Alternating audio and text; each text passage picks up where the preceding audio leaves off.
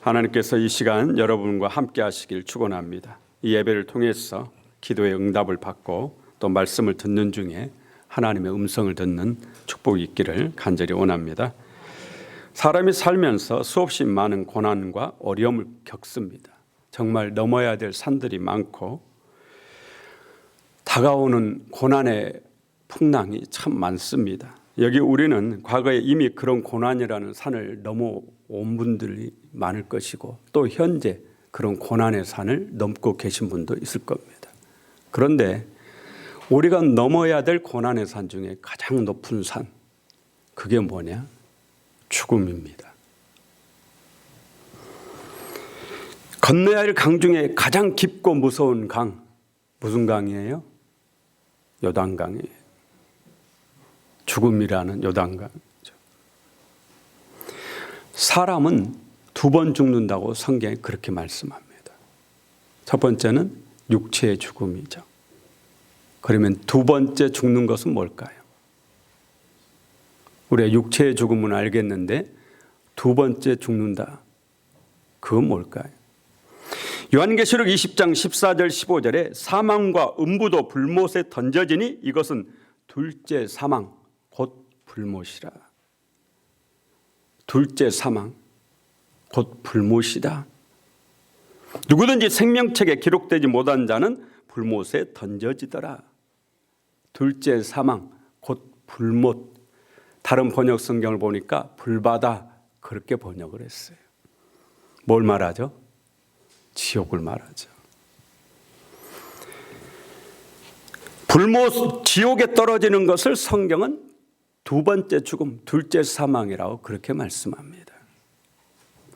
젊어서 지금도 가끔 그러기도 합니다만 젊었을 때 많이 그랬던 것 같아요. 문득 쓸데없는 생각을 하게 돼요. 나도 모르게 죄를 지어서 감옥에 들어가게 되면 어떻게 살지? 저만 그랬는지 모르겠어요. 저는 가끔 청년 때 또 젊었을 때 그리고 지금도 지금은 이제 빈도수가 낮아졌습니다. 가끔 그런 생각이 들어요. 그 무서운 곳에서 어떻게 살지? 우리 그럴 수 있잖아요. 실수로 죄를 지어도 감옥에 가는 사람이 있지 않습니까? 제가 아는 분 중에 얼마 전에 감옥에 들어갔어요. 작년에 얼마나 추웠어요, 겨울에. 문득문득 막 생각나는 거예요. 이 추위에 어떻게 살고 있지? 그 무서운 범죄자들과 어떻게 살까? 남 일이 아니에요.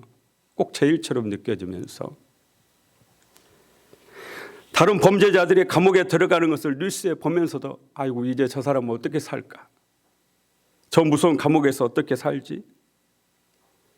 그래도 이 땅의 감옥은 석방이라는 게 있습니다. 그래서 희망이 있죠. 우리나라는 현재 사형 제도는 있어도 사형은 없습니다. 실제적으로 사형시키는 경우가 없죠. 그런데도 사형 선고를 받으면 엄청 두려워한다고 그래요. 왜냐? 거기에는 희망이 없잖아요. 무기징역은 희망이 있어요. 그런데 사형은 희망이 없어요. 그래서 두려워한다는 거죠.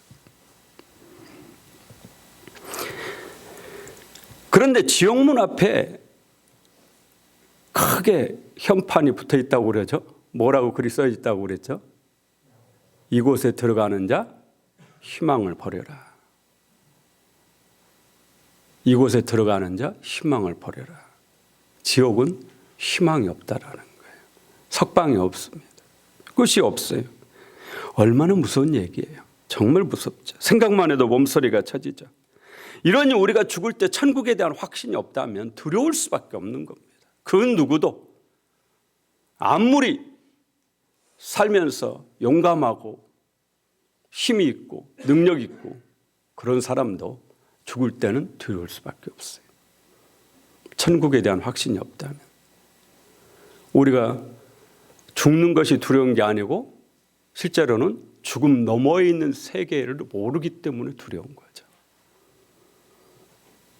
죽어서 끝난다고 다 그렇게 분명하게 믿는다면 여기까지 죽는 게 뭐가 두렵겠어요? 그러나 죽음 너머의 세계에 대해서 불신자들도 두려운 겁니다. 죽음이 두렵다기보다는 그 죽음 너머가 두려운 거죠. 죽음 너머가. 그래서 여러분이 예수 믿어도 천국에 대한 확신이 없으면 마지막 죽을 때 곱게 죽지를 못합니다. 두려워요. 천국에 대한 확신을 분명히 가지시길 바랍니다. 그래야 죽을 때 두렵지 않습니다. 그래야 평화롭게 찬송하며 갈 수가 있는 거죠. 오늘 읽은 로마서 8장에서도 사도 바울은 예수를 믿지 않는 불신자들을 죄의 법 아래 있는 자다 그렇게 말합니다. 그래서 그들은 죄의 종입니다. 죄의 삭은 뭐라고요? 사망이다. 로마서 6장 23절에 죄의 삭은 사망이요 하나님의 은사는 그리스도 예수 우리 주 안에 있는 영생이니라. 할렐루야. 죄의 삭은, 죄의 대가는 사망이다. 죽음이다. 지옥이다라는 거죠. 안 믿는 불신자는 죽으면 지옥입니다. 이런 불신자가 예수님을 믿게 되면 어떻게 되느냐? 오늘 2절 함께 읽어봅니다. 2절. 이는 그리스도 예수 안에 있는 생명의 성령의 법이 죄와 사망의 법에서 너를 해방하였음이라. 아멘. 예수 안에는 뭐가 있느냐? 생명의 성령의 법이 있다라는 거죠. 이 생명의 성령의 법이 죄와 사망의 법 아래 살고 있는 이 사람을 그 죄에서, 그 죄의 법에서, 그 죄에서, 그 죽음에서, 그 지옥에서 해방시키신다. 그렇게 말씀하는 겁니다. 그러므로 예수 믿는 사람은 예수 안에 있는 이 생명의 성령의 법이 그 사람을 그 죄의 법에서, 사망의 법, 죽음, 지옥 여기서 해방시키기 때문에 어디로 가겠어요? 천국을 가는 거죠. 믿습니까? 사도 바울은 성령을 생명의 성령이라고 그렇게 말씀합니다. 쉬운 성경은 생명을 주시는 성령이다 그렇게 번역을 했어요. 생명을 주시는 성령. 성령님이 어떤 분이냐? 생명을 주시는 분이다. 고린도전서 15장 45절에 기록된 바 첫사람 아담은 생명이 되었다 함과 같이 마지막 아담은 살려주는 영이 되었나니. 마지막 아담이 누구예요? 예수님이죠. 예수님은 무슨 영이 되었다고요? 살려주는 영, 성령이에요. 그러니까 성령은 어떤 분이냐? 성령은 살려주는 영이시다. 살려주는. 살아있는 자를 살려줄 필요가 뭐 있겠어요? 죽으니까 살려주는 것. 성령은 살려주는 영. 그러니까 오늘 로마서 8장에서는 성령을 생명을 주시는 영이라고 하고 고린도전서 15장에서는 성령을 살려주는 영이라고 그렇게 말씀합니다. 이 성령이 우리를 죄에서 해방시켜 주는 겁니다. 죄에서 해방되니 죽음에서 해방됩니다. 죽음에서 해방되니 지옥에서 해방됩니다. 그래서 여러분은 천국 백성인 것입니다. 그래서 예수 믿어야 천국 가는 거죠. 죄 때문에 이 육체는 언젠가는 죽습니다. 저도 죽고 여러분도 죽고 우리 누구도 죽지 않는다고 그렇게 생각하는 분은 한 분도 없을 거예요. 다 알고 계시죠? 죽습니다. 죄를 지었기 때문에 죽는 거예요. 왜 죽느냐? 죄를 지었기 때문에 죽는 겁니다. 예수님이 십자가에 죽으신 것도 죄 때문이에요. 죄의 삭은 사망이다. 예수님 당신의 죄가 아니라 우리 죄 때문에 주님이 십자가에서 죽으신 겁니다. 죄 없으신 예수님께서 죄인인 나를 대신해서 죽으신 거예요. 내가 죽어야 되는데 나를 대신해서 예수님이 죽어주신 거죠. 나의 죄값을 십자가에서 치러주신 겁니다. 우리가 예수님을 믿는다고 해서 죄인이 아닌 것이 아닙니다. 예수 믿어도 역시 죄인이에요. 그런데 죄인 앞에 내자가 붙어요. 용서받은 죄인입니다. 죄인은 죄인이에요. 죄인이 아닌 게 아니에요. 죄인은 죄인이에요. 하지만 용서받은 죄인입니다. 일본 히로시마에 원자폭탄이 투하되니까 일본 천황이 무조건적인 항복을 선언했잖아요. 그래서 이 땅 한국 땅에 있는 일본 사람들이 다 이제 일본으로 돌아갑니다. 이북 평안도에서 일본 사람이 와서 양을 치다가 이제 일본으로 돌아가는데 양을 가지고 갈 수가 없잖아요. 그래서 이 양 수백 마리를 학교에다가 기부를 하고 갔습니다. 학교에 주고 갔습니다. 학교에서 갑자기 양이 수백 마리가 생기니까 어떻게 해볼 도리가 없어요. 그래서 선생님들하고 학생들이 이 양을 기르는 거예요. 옛날에는 소사라고 그랬죠. 학교 관리하시는 분.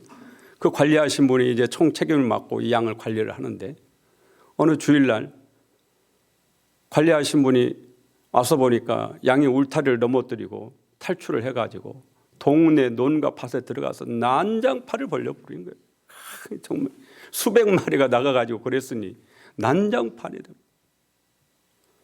그래서 학교에서 회의를 했습니다. 이거 안 되겠다. 이게 우리가 어떻게 기를 수가 없다. 이참에 이 양을 잡아서 지역 주민 큰 잔치를 한번 합시다. 그때만 해도 백정이 있었다고 그래요. 일제시대 말이니까. 일제시대 끝났은 그쯤이니까요. 백정을 불러다가 양을 잡는데 이 백정이 아침에 일찍 와서 양을 10마리, 20마리 이렇게 잡다가 갑자기 양을 잡던 식칼을 운동장에다 확 내팽개치더니 엉엉하고 통곡을 하더랍니다. 그래서 선생님이 가셔서 아니 왜 그러시냐고 그러니까 내가 평생 백정으로 살아왔습니다. 소나 양과 닭을 잡으며 살아왔는데 동물들은 잡으면 안 죽으려고 발버둥을 치고 대항한다라는 거죠. 그래서 네가 이기나 내가 이기나 한번 해보자 해가지고 오기를 가지고 멱을 따고 잡고 그랬는데 이 양은 잡으려고 식칼을 목에다 들이밀면 눈만 끔뻑끔뻑하고 가만히 있다라는 거예요. 갑자기 20마리 30마리 잡으려고 그러는데 갑자기 세상에 이런 죄 없는 양을 내가 죽이면 천벌받지 않겠냐. 이런 내 자식들이 앞으로 어떻게 살겠냐.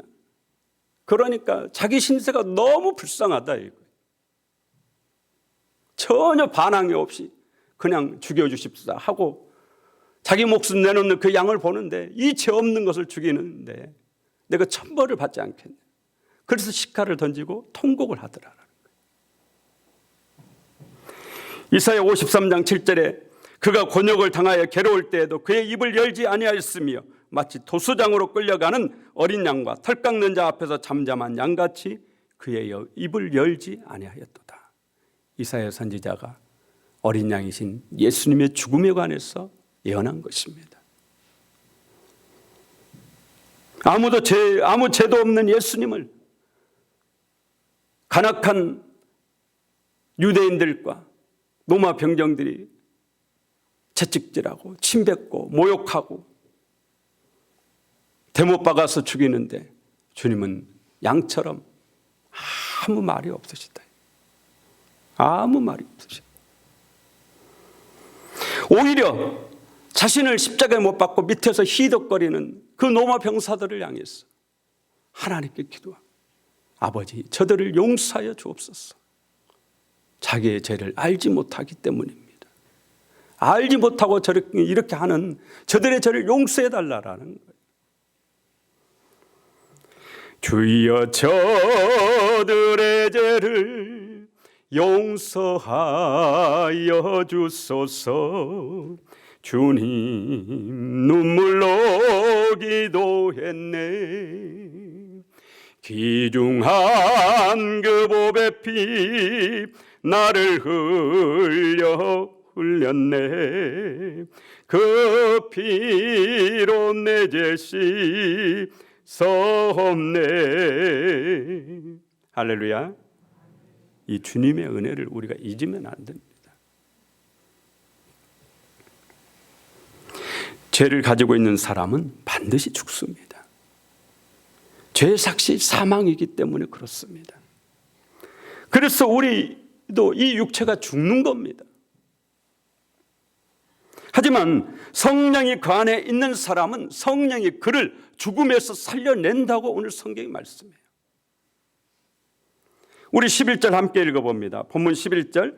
예수를 죽은 자 가운데서 살리신 영이 너희 안에 거하시면 그리스도 예수를 죽은 자 가운데서 살리신 이가 너희 안에 거하시는 그의 영으로 말미암아 너희 죽을 몸도 살리시리라. 아멘. 예수님을 죽은 자 가운데서 살리신 이가 누구예요? 하나님이죠. 그렇다면 예수님을 죽은 자 가운데서 살리신 이의 영은 누구예요? 성령을 말하죠. 성령이 여러분 안에 거하시면 하나님이 이 성령으로 말미암아 여러분의 죽을 몸도 살리시리라.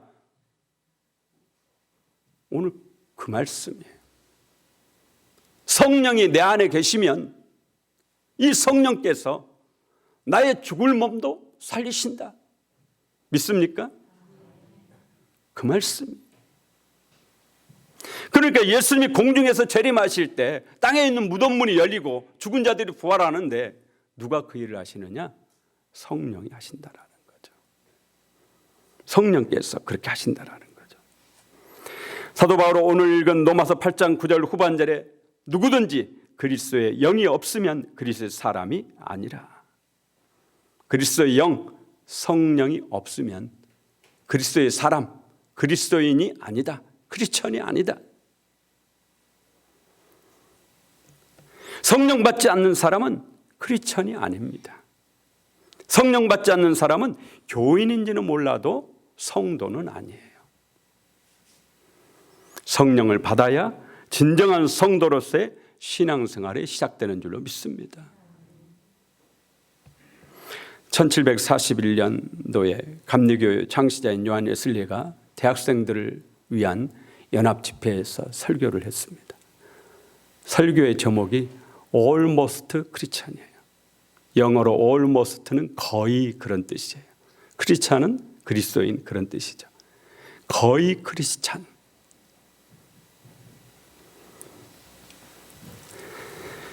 거의 크리스찬이니까 크리스찬이라는 거예요, 아니라는 거예요? 거의 크리스찬이면 크리스찬이에요, 아니에요?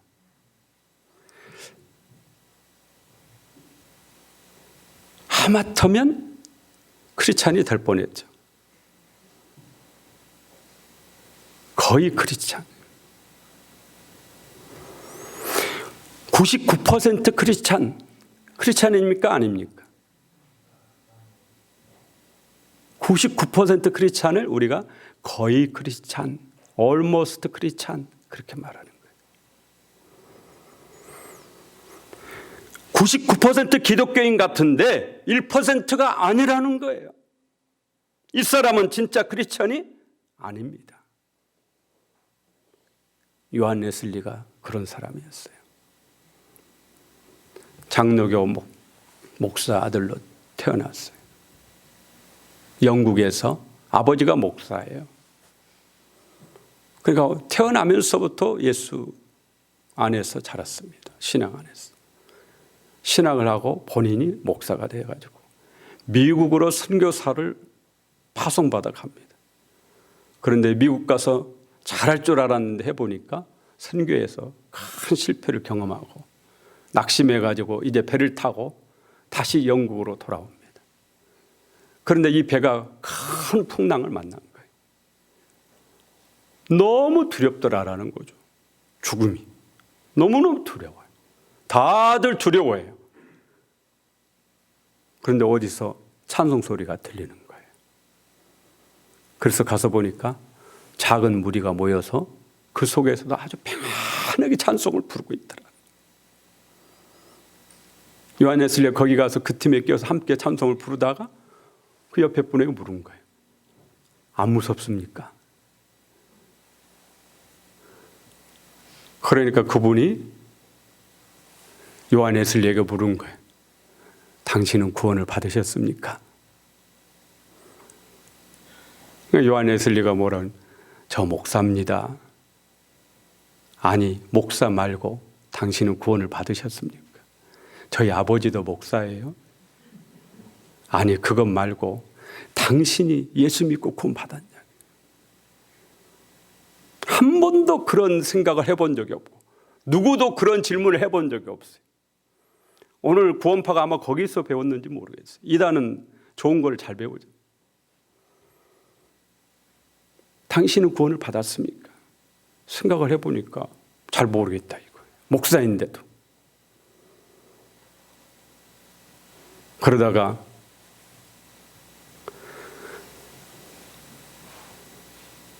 이 요한 웨슬리가 올더스 게이트라는 기도 모임에 억지로 참석을 하게 돼요. 여기서 성령을 받습니다. 그리고 감리교가 시작되는 거예요. 거의 크리스찬, almost 크리스찬. 자신이 목사 아들이에요. 목사예요. 그런데 거의 크리스찬이더라. 진짜가 아니고 99% 크리스찬, 100%가 아니에요. 이거는 진짜 예수 믿는 사람이 아닙니다. 거의 구원받을 뻔한 거죠. 그러나 구원받았어요? 못 받았어요? 못 받은 거예요. 오늘 저는 저 자신에게 묻습니다. 나는 그리스도의 사람인가? 나는 크리스찬인가? 이 시간 여러분에게도 여러분 자신에게 묻기를 원합니다. 여러분은 그리스도 예수의 사람입니까? 여러분은 크리스찬입니까? 다시 말씀드리지만 거의 크리스찬은 크리스찬이 아닙니다. 거의 구원받을 뻔한 사람은 구원받지 못한 사람이에요. 이 시간 여러분 안에 그리스도의 영 성령님이 계신지 진지하게 살펴보시길 바랍니다. 사도 바울은 그리스도의 영 성령이 없으면 그리스도의 사람이 아니다 그렇게 말합니다. 성령 받아야 그때부터 진짜 신앙생활이 시작됩니다. 성령 받지 않은 사람은 아직 출발을 안 한 거예요. 교회를 70년 80년 다니시고 목사여도 성령 안 받으면 아직 신앙생활의 출발 첫 발을 아직 내딛은 게 아닙니다. 성령을 받으셔야 돼요. 회개하고 성령을 선물로 받으십시오. 성령은 회개할 때 오십니다. 거룩한 영이기 때문에 죄가 있는 사람에게는 성령이 오시질 않아요. 성령은 반드시 회개할 때 오셔요. 성령님이 여러분 안에 계셔야 비로소 그리스도의 사람이라 할 수 있습니다. 그리스도의 사람이 되셨어. 천국을 마음에 담는, 천국에 대한 확신을 갖는 그런 축복이 있으시길 예수 이름으로 축원합니다.